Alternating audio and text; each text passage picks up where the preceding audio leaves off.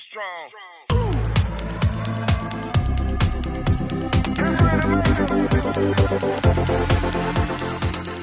अस्सलाम वालेकुम, कैसे हैं आप सब? उम्मीद है कि सब बिल्कुल ठीक होंगे, खुश होंगे और बहुत मज़े में होंगे। सुबह-सुबह का टाइम था और इतनी प्यारी स्नो लग रही थी ना, और मैं पहले खड़ी विंडो में देख रही थी। मैंने कहा विंडो से खड़े होकर ज़रूर इसको देखना है, नज़ारे लेते हैं हम बाहर जाके, और बाहर जाके आप लोगों को भी दिखाती हूँ, मैं खुद भी इसके मज़े लेती हूँ।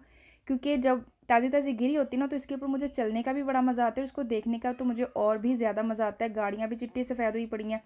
ये मेरा ख़्याल है कोई हफ़्ता हो गया स्नो नहीं गिरी थी, बल्कि जो गिरी हुई थी ना वो भी मेल्ट हो रही थी, लेकिन रात से ये माशाल्लाह से गिर रही है। कैमरे में शायद आपको नज़र भी आ रहा हो कि स्नो माशाल्लाह से गिर रही है।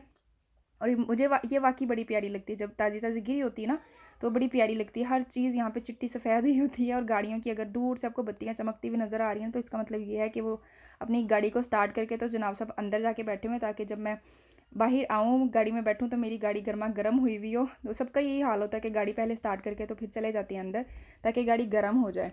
और छतें जो हैं ये भी सारी साफ़ हो चुकी थी, लेकिन आज माशाल्लाह से फिर से चिट्टी सफ़ेद हो गई हैं। फिर अदील जॉब पे चले गए थे, और फिर क्या था, जब वो गए हैं ना, तो उस वक़्त स्नो अभी गिर रही थी, तो वो फिर इसलिए साफ़ नहीं करके गए। उनका प्लान होगा कि आके कर दूँगा, और मैंने उनको फिर आज सरप्राइज़ कर देना था कि स्नो मैंने साफ़ कर दी, क्योंकि जब ताज़ी-ताज़ी गिरी होती है ना, तब मुझे साफ़ करने का बड़ा मज़ा आता है। लेकिन अगर वो थोड़ा उसको टाइम हो गया हो ना, फिर नहीं मैं हत्थ लांदी, फिर मैं कहती हूँ कि अब आप खुद ही कर लो, इसको ज़्यादा ज़ोर लगाना पड़ेगा।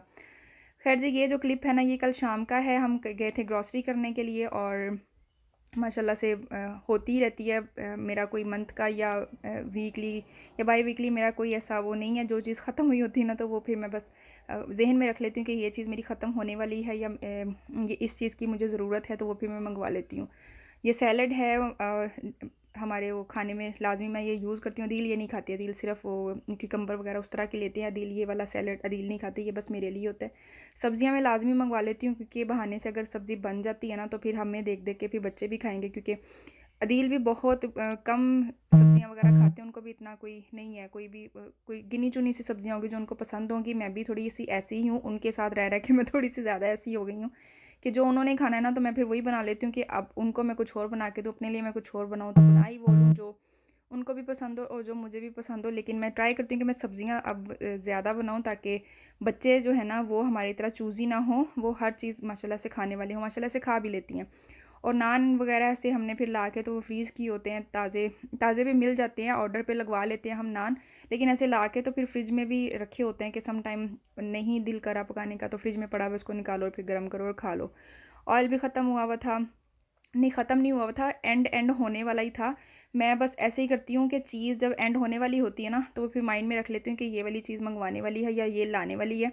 बैकअप मैंने हर चीज़ का रखा होता है, ताकि मेरी चीज़ टोटली ख़त्म ना हो जाए। मुझे किसी भी चीज़ की अचानक से अगर मैंने यूज़ करनी है, तो ऐसा ना हो कि मेरे पास वो नहीं है। बैकअप में मैंने लाज़मी कुछ ना कुछ रखा होता है। जब मैं बैकअप से चीज़ निकालती हूँ ना, तो वो फिर मैं लिस्ट में लिख लेती हूँ कि ये एंड हो गई है और ये अब आ जानी है। उसके अलावा इस दफ़ा हमने साबुन चेंज किया है, और पता नहीं इसका एक्सपीरियंस कैसा रहेगा। मेरा ख़्याल है हमको 3-4 साल से वो ग्रीन वाला यूज़ कर रहे थे, इस दफ़ा ये वाला ले लिया है। टॉवल भी लेने वाले थे, इतना कोई ऐसे ज़रूरत नहीं थी, लेकिन ये था कि सम टाइम कोई गेस्ट आ जाता है, पकड़ाना पड़ जाता है, तो चीज़ अच्छी हो, पकड़ाने का भी मज़ा होता है, और यूज़ करने वाले को भी होता है कि हाँ जी, साफ़-सुथरी चीज़ें। इसलिए फिर ऐसी चीज़ें घर में लाके फिर मैं लाज़मी इस तरह से रख लेती हूँ। और सब्ज़ियाँ जो ग्रॉसरी में आई होती हैं ना, तो उनको फिर मैं क्या करती हूँ, मैं उनको काट के साफ़-सूफ़ करके धो के, तो उनको मैं फिर फ्रीज़ कर लेती हूँ, ताकि किसी भी टाइम पे बहुत ये होता है ना कि पकाने में आपको बड़ी सहूलत हो जाती है। अब पालक हो, मेथी हो, या इस तरह की कोई भी चीज़ है, वो अचानक है कि आज मैंने ये बनाना है, घंटा तो लग जाना ਆਪਾਂ ਨੂੰ बनाने ਨੂੰ ही।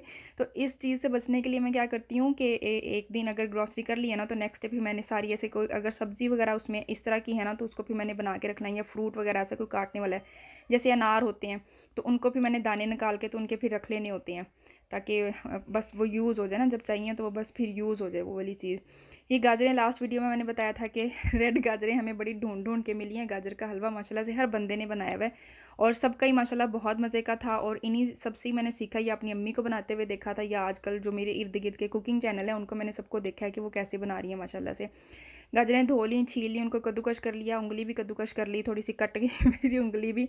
और गाजरें उसमें मैंने बड़ी सारी कढ़ाई ले ली, उसके अंदर मैंने गाजरें डाल ली, और इसका पानी फिर ड्राई करना था, ताकि अच्छे से वो जो पानी वगैरह ड्राई हो जाए ना, तो फिर बुनाई में आसानी होनी थी। तो फिर मैं यहाँ पे इसको अच्छे से भून रही, माशाल्लाह से सबकी जो रेसिपीज़ थी ना वो सबकी बड़ी मज़े की थी।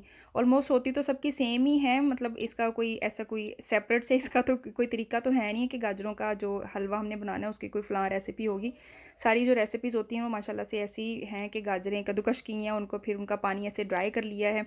उसके बाद जब अच्छे से पानी ऐसे ड्राई हो जाना ना, फिर मैंने चेक कर लिया था थोड़ा-सा ऐसे उसको दबा के ना, तो फिर मैंने चेक कर लिया था कि पानी बिल्कुल इसका ड्राई हो चुका है, तो तसल्ली हो गई थी कि हाँ हो गया।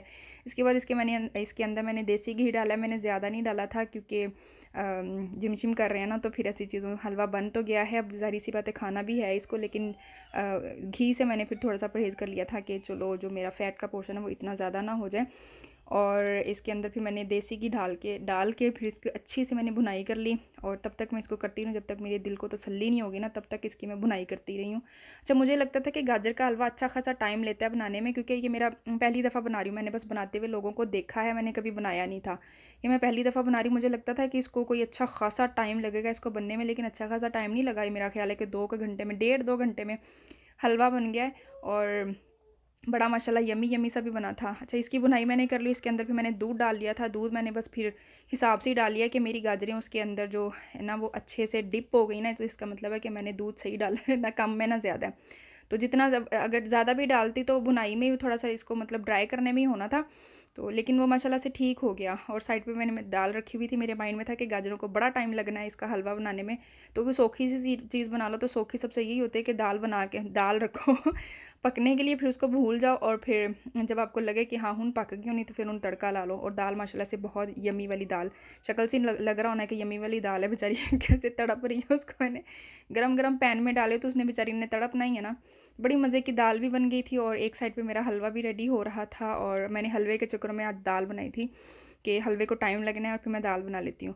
दूध यहाँ पे इसका ऑलमोस्ट डन ही था कि ड्राई होने वाला ही था, बल्कि यहाँ पे हो गया ड्राई, और इसके अंदर मैंने डाली है चीनी।